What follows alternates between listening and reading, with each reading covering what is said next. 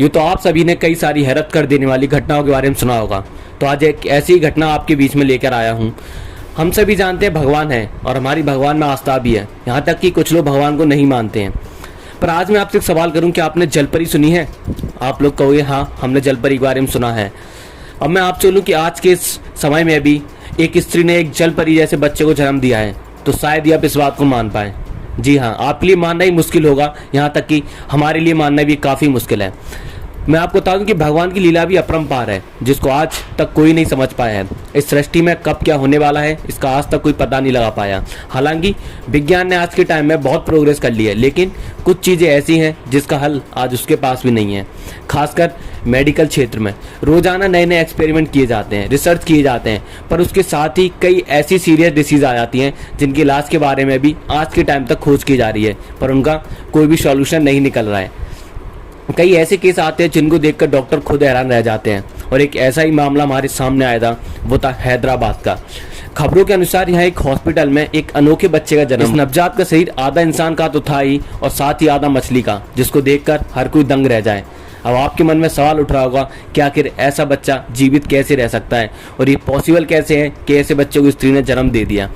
पर मैं आपको बता दूं, ये सच है कि बच्चे का शरीर आधा इंसान का था और आधा मछली का।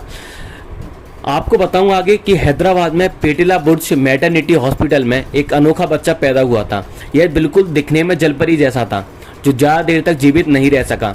इसको देखकर परिवार और डॉक्टर भी चकित रह गए थे, और यह एक रेयर बीमारी है जो 10 लाख में से किसी एक बच्चे में पाई जाती है। इसे साइंटिफिक लैंग्वेज है मरमेड सिंड्रोम कहा जाता है, और दोस्तों वही लोग इसे मत्स्य मानव भी कह रहे हैं। और यह बच्चा आधा इंसान और आधा शरीर जैसी मछली के शेप में पैदा हुआ था, जो सिर्फ चंद घंटों ही जीवित रह पाया था।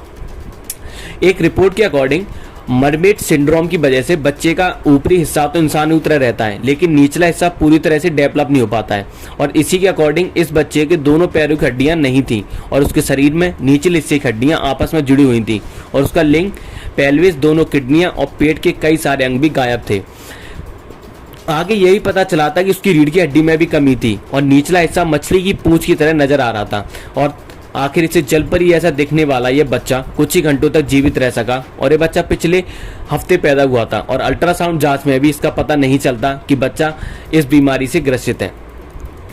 अब आप सोचेंगे ऐसी घटना पहली बार हुई है, पर नहीं, ऐसी घटनाएं पहले भी विगत वर्षों में 2-3 बार हो चुकी हैं। उनमें से कुछ घटनाओं का मैं जिक्र करूं। साल 2018 में महाराष्ट्र में भी ऐसा ही एक बच्चा जन्मा था, जो 15 मिनट तक ही जिंदा रहा था। और इसके पहले 2017 में एक महिला ने इसी तरह के बच्चे को जन्म दिया था, और उस बच्चे के दोनों पैर आपस में चिपके हुए थे, और 4 घंटे बाद उसकी मौत है। आप वीडियो पसंद आई हो तो लाइक एंड शेयर जरूर कीजिएगा, और चैनल को सब्सक्राइब करना ना भूलें। साथ ही बेल आइकन को प्रेस कर दीजिएगा, जिससे आपको ऐसे ही नई नई रोमांचक कर देने वाली खबरें व दिल दहला देने वाली खबरों का अपडेट मिलता रहे सबसे पहले।